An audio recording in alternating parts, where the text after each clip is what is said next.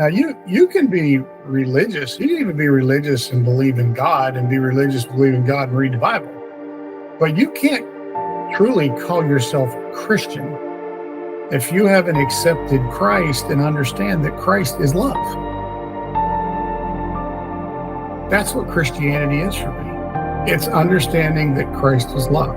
And if you want to be Christ-like, whether it's love thy enemy, whether it's all those different things that you look at. If you want to be Christ-like, you have to do doesn't mean you can't be strong, doesn't mean you can't have discipline, doesn't mean you can't be a fighter, it doesn't mean any of those things.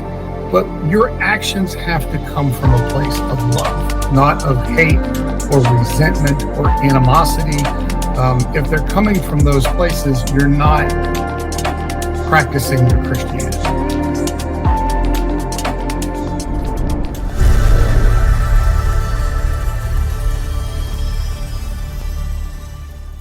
Hello and welcome to another episode of Anchoring Hope, where we're shining the light in these last days by interviewing incredible leaders that are making a change with the organizations they lead. And today we have with us Joe DeLong. Joe, welcome to the show. David, thank you for having me. It's a pleasure to be here. So is it Joe or is it Joseph? My given name is Joseph, but most people call me Joe. So. Wonderful. Joe, for the audience, can you give me your full name? Where do you live and what do you do for a living? Yeah, well, my full name is Joseph Allen DeLong. I live in Guilford, Connecticut, which is a beautiful town right along the shoreline. And I work out of New Haven, Connecticut, but I work across the entire state. I'm the executive director and chief executive officer of a group known as the Connecticut Conference of Municipalities. And what does that mean? A conference of municipalities? Sure. So municipalities is a fancy word for a town or city. Connecticut is a unique state that it does not have any county government systems. So we don't have any associations of county officials or county commissioners associations or things that a lot of other states have. We have 169 individual towns and cities. That is all of our local government. And I run the association that those towns and cities are members of. So I do state and federal lobbying and advocacy work on their behalf. I also do a lot of data. When I say I mean the organization. Obviously, It's certainly not all me. CM does a lot of data and research. We do a lot of training and workshops. We train a lot of newly elected officials, on what they have to do to be able to effectively run public meetings or to do their jobs, that sort of thing. We look at best practices all across the country and sometimes across the world. And we also have some services that we provide that most of these cities and towns may be too small to get a good value on the market by themselves. So we do a lot of joint purchasing. A lot of them buy their energy, their electricity and things like that through us, through an energy purchasing program we have. And we provide the workers' compensation and property casualty liability insurance for most of the cities and towns across Connecticut. That is amazing. Is this a non-for-profit or a for-profit organization? Yes, well, technically it is what they call in the IRS codes Section 115, which technically stands for an instrumentality of government. But we are private. We are very much like what you would think of as a nonprofit, like a 501c3. That is amazing, though, because the fact that you're private but you're serving government, that means that anybody else can come in and bid for your job, right? Yeah, well, they can't come in and bid for it necessarily. I have a private board. My board is made up, an elected board every year of municipal CEOs. So mayors in Connecticut, we have these things called first selectmen. That's not a term that's used broadly across the country, but a first selectman is essentially a mayor of a small town. And then we have some towns that their CEO is not an elected official, but is actually a professional town manager. So my board of directors is made up of a mix of those Democrats, Republicans, big cities to small towns. And it's, again, mayors, first selectmen, and then town managers. I love this channel because I am the first one that gets to learn so much from my guests. I never knew that this such an organization existed. As you said, it's quite different from the other states, right? Well, there are 49 people in the country who do what I do. Every state in the United States has one of these leagues, except for Hawaii, because Hawaii only has one city. So they only have one city government. But we are one of the more robust leagues in the country in a very small state, simply because we don't have the other government structures. So, some of my colleagues who do this work in other parts of the country, they also have a county government structure, which has its own association, or they have like a sheriff's association and a county commissioners association and all these different groups. Because we don't have that, we're sort of the only show in town, which makes us very large and the services that we provide to be very robust. That's wonderful. By the way, I love the state of Connecticut. It's one of my favorites. And it's very close to me. I live in Ontario, so. Yes, yeah, it is very close. Absolutely. So tell me, how did you manage to get to that level? I would like to take a time machine, if you will, and go back in your life, because I know that sometimes we start our lives wondering what the Lord wants for us. If you're of faith, or maybe you come up on your faith, on your career or on your path, and that changes everything, right? So what was for you? Where were you in the last day in high school? What was your dreams as a teenager, as an early adult? Well, I was a Division I college football player, and so I was very blessed in that regard because, well, I came from a family that prioritized education, and education mattered. And I was fortunate that school came fairly easy to me. By easy, I could get B's without doing a whole lot of anything. I didn't love going to school. It wasn't a passion of mine, and I don't know if I would have even gone to college. I can't say either way had it not been for athletics. But I went to college for athletics, greatly enjoyed that. And, we can walk through the process, but leaping to today, many of the lessons that I learned on how to work as a team, how to work with other people, how to recognize that you're stronger as a group, and that other people, that you're dependent upon other people's success to succeed. Many of those lessons I learned as an athlete.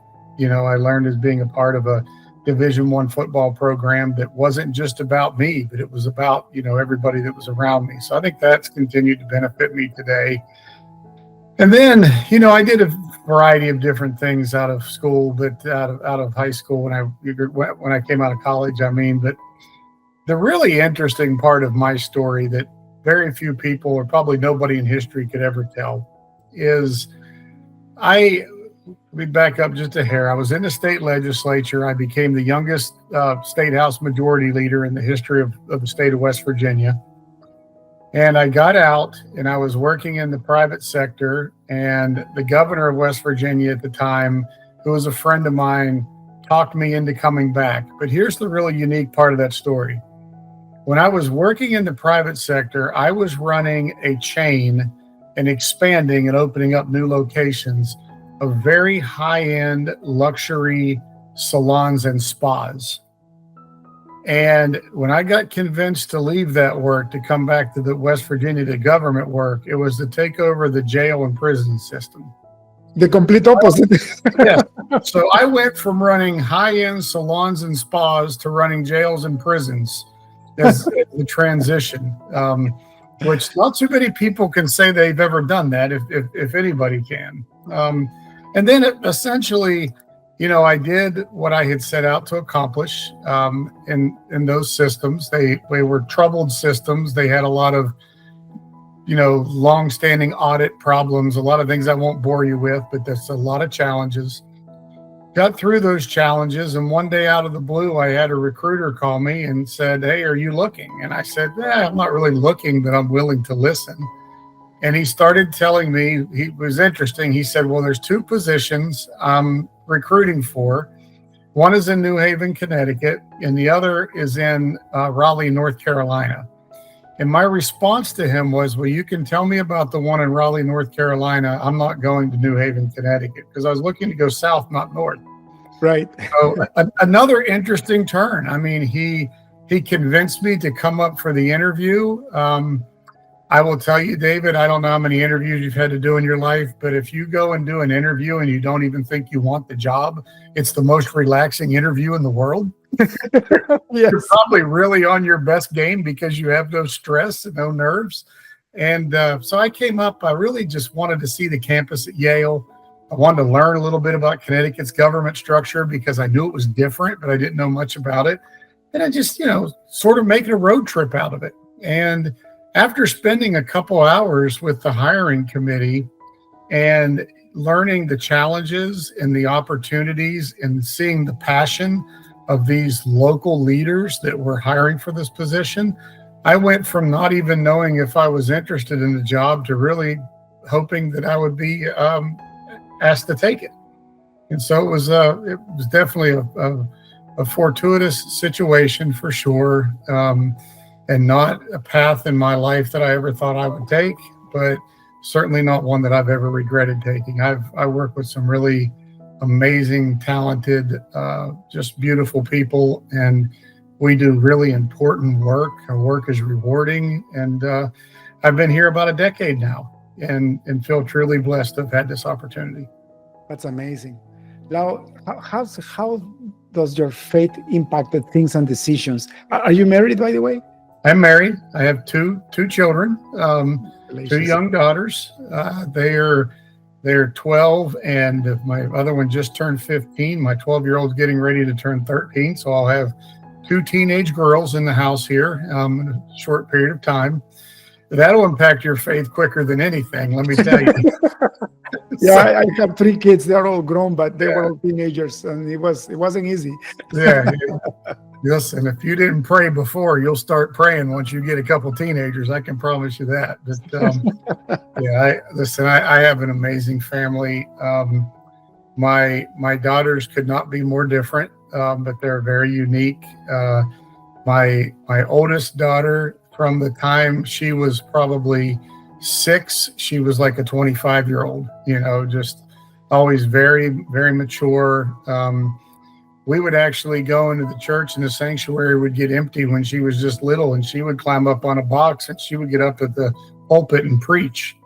And actually preach things that she had learned. Like, she wasn't just making it up. She was preaching things she had learned in the children's church and all of that. And then my younger one, as much as the older one was serious about everything, my younger one is very carefree. We had talked at one point in time, just asking the girls, what would you think if we had another kid? And my little one had no hesitation of saying, you can't have another kid because I'm the baby. I'm going to stay the baby. I'm always going to be the baby. So it's been fun to see how diverse that they are in that way. Incredible, right? They are all so different. I mean, they come from the same source, but they're all so different. yeah, absolutely. But I will say this. I mean, I think all children bring you joy and bring you heartache and bring you all those things. But I've been blessed. I've got two pretty amazing daughters. Sometimes my wife and I look at each other and just wonder whose kids they are because I wasn't as mature as they were when I was their age. I can tell you that. Not even close. I don't know if I'm as mature now as what they are. So. I had a little different. My older daughter, she was a troublemaker, but now she's a born-again Christian filled with the Holy Spirit. She's got 2 kids, a wonderful husband. So I'm a grandfather. What a blessing! And because of the way she was when she was a teenager, she's doing a much better job as my wife and I did with her. So my teenage granddaughters now, because one of them is 14, the other one is 11, they are so much better than she ever was. So I could tell that it was the parenting, not the child. They can't get anything past her because she knows what all the tricks are. That's why. Exactly, yes. I was fooled so many times. How do you come to know Jesus Christ as your Lord and Savior? I think that's such a great question, David. I think for me, I think everybody has a different path, and I think for me, it was, I grew up in a house that went to church every Sunday. I don't know, and my kids do too. You know what I mean? It's something that I want to pass on to them. I'm so grateful for it. When I became a teenager, I couldn't wait to get home to watch football. I do remember that. It was like, don't let the service run long. I have to get home for the football games. But I don't remember exactly when as a kid that I got it. You know what I mean? I don't have that time where, because I was raised in the church, I don't have that specific moment of deciding like, yes, I'm a Christian. Yes, I'm a believer and I accept Christ as my Lord and Savior. I don't remember that moment, but I'll tell you what I do remember, which is, it's unique how we all have these different memories. I was in church. The church that we go to had little summer school church camp. And I was very small, probably like, maybe first or second grade or something. And we had a project, an art project, where they gave us this piece of felt and they gave us little pieces of macaroni. And you had to pick a Bible verse and kind of glue the Bible verse and make some decorative art on this piece of felt. And I picked the golden rule. And I remember my grandmother used to talk a lot. She was a very, very devout person, would talk a lot about the golden rule. And so I picked Matthew 7:12, and I put in the macaroni, I put Matthew 7:12, and I had, of course, there are different translations of that verse, but as a kid in the children's Bible, translation I had was do unto others as you would have them do unto you. And we put a little string on the top of it with a little pole through it to hang it up. And I still have that to this day. And that thing has hung in, my bedroom as a kid, my bedroom as a teenager. It's traveled through multiple jobs and multiple houses. And so while I don't remember the exact time where because I was raised in the church, where I really captured my faith, I remember that moment. And that's something that has kind of guided me through my dealings with other people. And because I work in the political world, for me, it's so important because I work in a place where hate can win very easily. Yeah. Where you define things by who your friends are, and therefore you define them by who your enemies are. And if you're not careful, you can walk through life where you have as many enemies as you have friends. And I've always used that as my reminder that, that Christ was love. It wasn't hate, that Christ was love. And to treat others the way that you would hope that they would treat you. And I think that I've pretty much walked that throughout my life and my career, going all the way back to that moment in summer school and church. So became such an important foundation. And if more people were like you, we wouldn't have this divided country, right? Yes. It's election time, and it's sad because we lost that. We lost the golden rule. Like we lost that concept of, I respect what you think. That's okay. I don't think what you think, but that doesn't make me your enemy. Yeah. Right. Well, to some degree, it's funny in politics and in life too. I don't want to compare. There are a lot of comparisons in the two, but somehow some people have managed to turn that into, do it to others before they do it to you. The opposite. Yeah, and it's it's not the right place to be, and it's the more we can get back.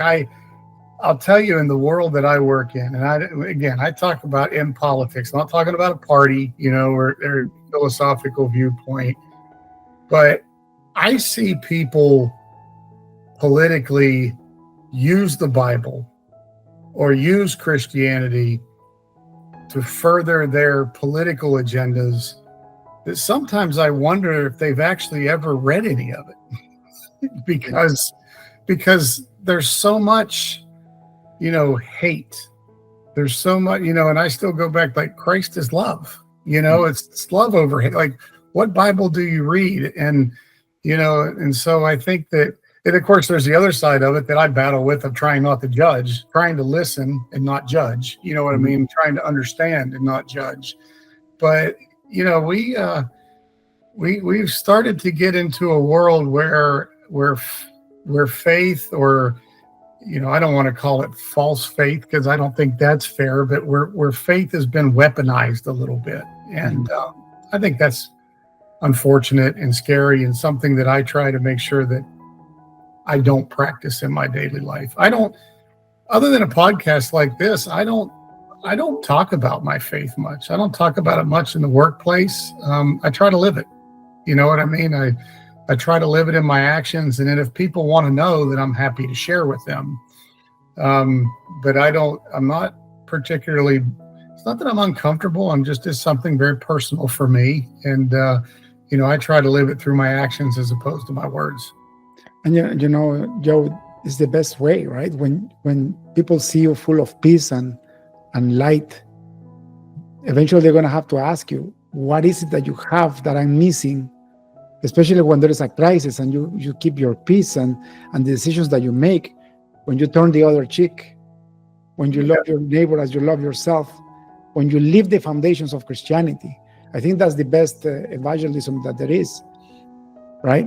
Well, it's such a great personal support system for your life, and another story, I talked about the macaroni story, another story years ago when I was a little kid, my mother gave me, it was a little tiny cross, very, very tiny cross. It was on a piece of paper that had a saying on it. And I don't even remember the whole saying, but it was the whole verse. The verse was kind of, I carry a cross in my pocket.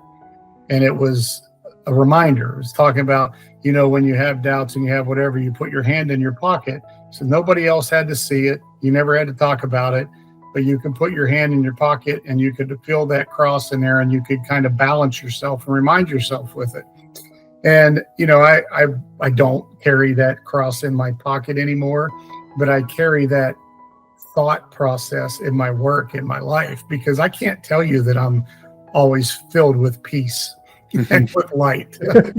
sometimes I'm filled with frustration, or even anger. And that's when I get there, before acting, before being unreasonable, before responding in a way, I think about that cross in the pocket.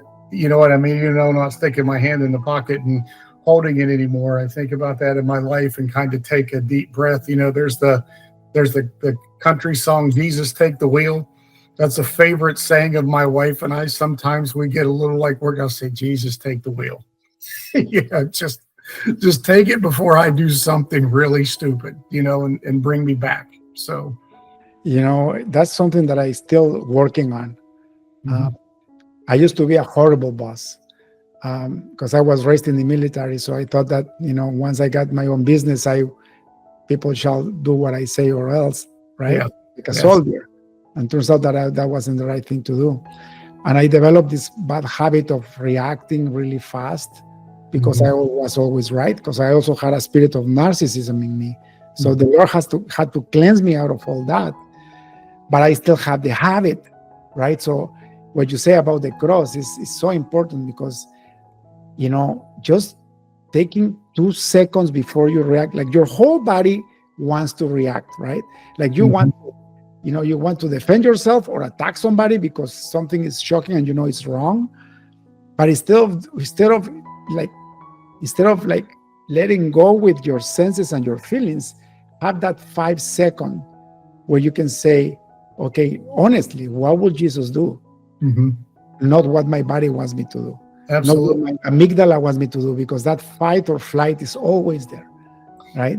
I have written response type emails or opinion pieces or things like that I've then let sit till the next day and come back and read in the next day. And they almost became like my own process of getting it out.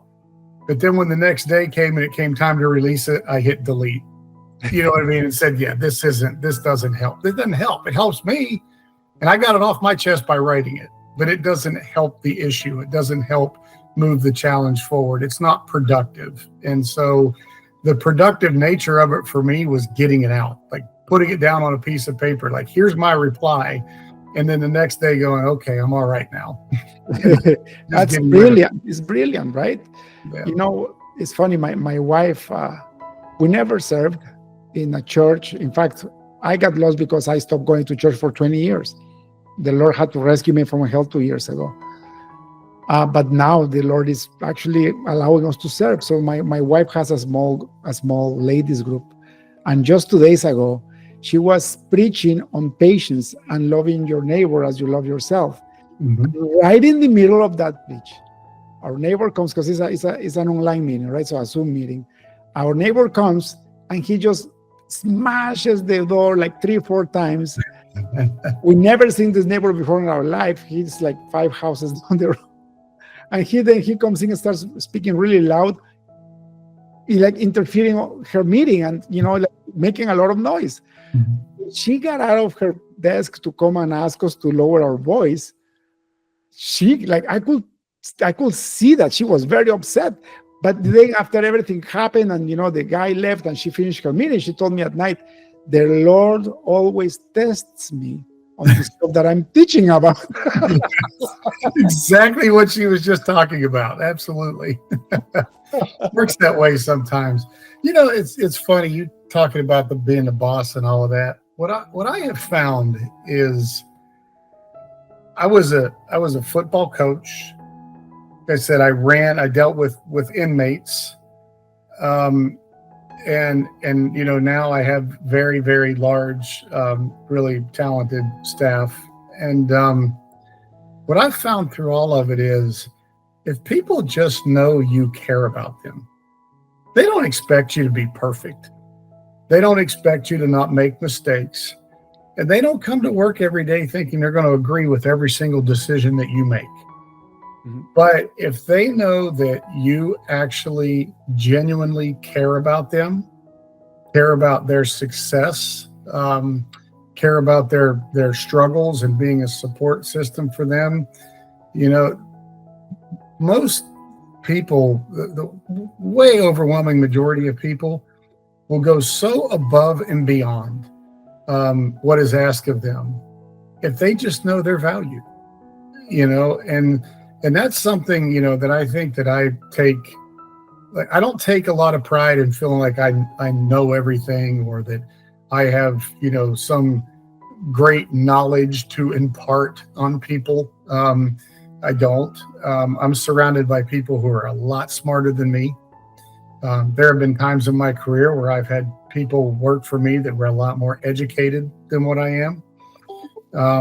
But what I have always taken pride in is that the people that are part of my team or part of the environment, the culture that I try to create, I think and I hope that every one of them to a T would say, we work for somebody who cares about us.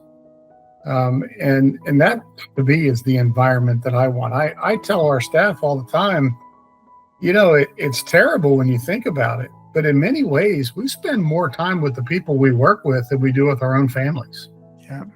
And so if you can't be a family, if you can't create this family atmosphere where you're trying to help each other out and you're trying to give people the opportunity to advance and to do better in their circumstances and for their families, and provide them with the tools and the resources and the flexibility and the understanding that they need. I mean, why would you not do that when these are the people that until you retire, you're going to spend the majority of your life with? Yeah. So, I mean, coming home to my family is a gift, but working with my staff and my coworkers and colleagues, that's a gift as well. And if you poison that well, you're just, you poison the well, you're the one drinking the water every day. It's kind of, self-sabotage. Yeah, absolutely. So, I can tell you, I could sit here and go through the people that I worked with in the jail system, the people I work with now at CCM, and I could go and tell you something that's just endearing to me individually about each and every one of them, because they're just good people. And so it goes back to that golden rule. Like, even when I have a challenge with an employee, I go back to that, that macaroni banner that says, treat them in this situation the way you would want to be treated if the shoe was on the other foot. Give them the level of respect and decency and fairness that you would hope that you would receive within that same type of circumstance. And oh, by the way, the same type of direction that you would hope to receive as well. It's, my parents loved me and did everything in the world for me. Didn't mean that they didn't hand out discipline. I got plenty of direction from them too. So, everybody that that I'm in charge of, or that I have some responsibility in advancing their careers, I try to take that mentality with me when I work with them. You touch at a great point right now, and talking about discipline and direction. I mean, people mistake the love of God for something that is not. I mean, if you love your children, you will discipline them. If you love your employees, you will discipline when it's needed. If you take discipline out, it's not love anymore. In fact, you are ruining people. And this is why I think this society is going so sour, because everybody, the fake empathy is putting everybody into a condition that is unlivable anymore, isn't it? Look, life is about actions and consequences, right?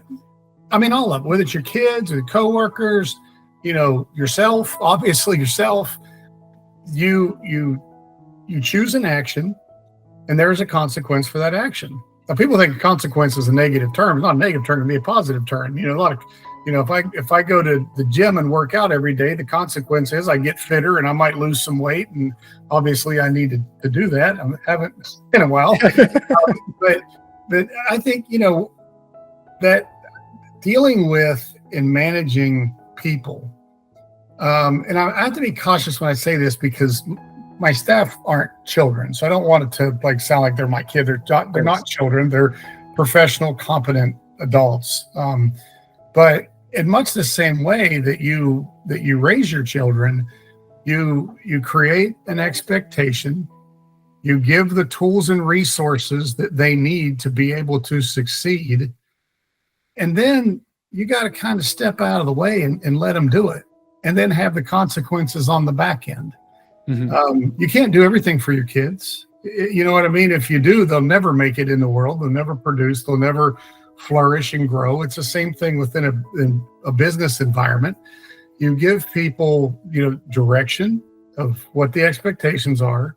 You give them the tools and resources. A good leader will tear down the barriers to their success. But then that's it. Then you step back, and you let them do, you let them grow, you let them flourish.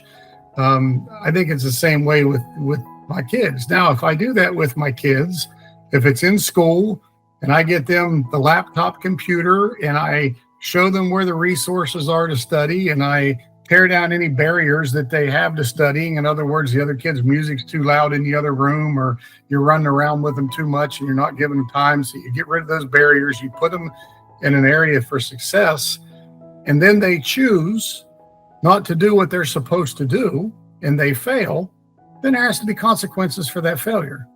I mean, it's just, to me, it's so simplistic in terms of the way you raise kids, the way you work in a professional environment when you're responsible for others. It's all the same. It's giving them what they need, getting out of the way, allowing them to grow and make their own choices, make their own development, and make their own mistakes. I mean, I think that's part of it. And then how do you adjust and handle those on the other end? And having clear expectations on both results, right? I mean, you made it so simple that it's a shame that sometimes it takes decades to learn that leadership style, right? I think sometimes leaders expect too much of themselves. Right. They think that they're supposed to have all the answers, or if everything is not right within their control, they're not leading the right way. And I surround myself with people who are talented and smarter and better than I am in so many ways, and they can make me better. I don't need people who I have my finger or my thumb on, or that I can do every single thing that they do. I mean, I need people who are talented and want to grow. And I want to be somewhat dependent upon the success of others, because to me, that's how you build good teams. So smart. It took me a long time to realize that. I came from a world of computer science, When I excelled at my job, when I was a developer, they promoted me to an architect, and I kept going up into management. Sure. So that created the false belief that I was the best at what I did. Yeah. So when it was my time to actually run my own thing and hire people, unconsciously I was trying to look for people that were less than me. And that was part of my big failure at the beginning. Once I learned the lesson that you're saying, is when everything started changing. When I actually realized I need to hire better people than me, so that I just lead them towards the direction of the company. But I'm not the ship. I'm just, I'm just the level, right? Yeah. I'm just the direction, and they do the job. I mean, that's how actually you create great things in life, because if you don't have that, there is only one of you. Well, you can have thousands of those guys that are better than you working together. Well, here's the other thing that I firmly believe, and we practice, I think, in our culture very well. And I think a lot of it, honestly, David, I think does go back to my faith. I really tie this leadership style into my faith, although I don't talk about it as directly. I think that's part of it. Is, of course, my number one desire for all of my staff is that they advance and grow and move up in the organization, and they carve out a career that they're happy in, and that they stay happy in, and they stay a part of our organization and do amazing things for the duration of their career. I would love the idea of bringing somebody up through who retires after 35, 40 years and says, this was an amazing opportunity for me, and I grew, and they didn't put a ceiling on me, and my abilities expanded, and it's taken care of my family, and I've sent my kids through college, all those things. I love that. But if that can't happen, my second most important goal, and it's really close behind the first, is if I can facilitate an opportunity for you to go and realize your dreams someplace else. Mm-hmm. If you can look back one day as a highly successful, happy, productive member of society who is grateful for your career, and you can point back to having the time that you were with us, and you could say, they helped me get here. That is very, very important to me. It builds our reputation. It builds our ability to recruit. It builds our family and extends our family atmosphere. We have to do so much outreach in the community that former staffers become a huge part of that outreach in the community and how they feel about the organization. And so for me, that's every bit as important. And I tell some of my very best people who I know have aspirations beyond where they can go with us. Like some of them who want to do what I do, they want to go and run a large organization or something. And, unless they knock me out, which they may, unless they do that, they have to look elsewhere. I tell those folks, don't ever hesitate to use me as a reference, or to come to me while you're working for me and say, hey, Joe, I love it here, but there's this opportunity and I want to go after it. Like, I want to help you. That you're part of this family, and I want to help. Like, I'll never be like, I can't believe you're looking somewhere else. I'll be like, yeah, you're part of this family. Like, same I would with my kids. What can I help you realize this opportunity that's important to you?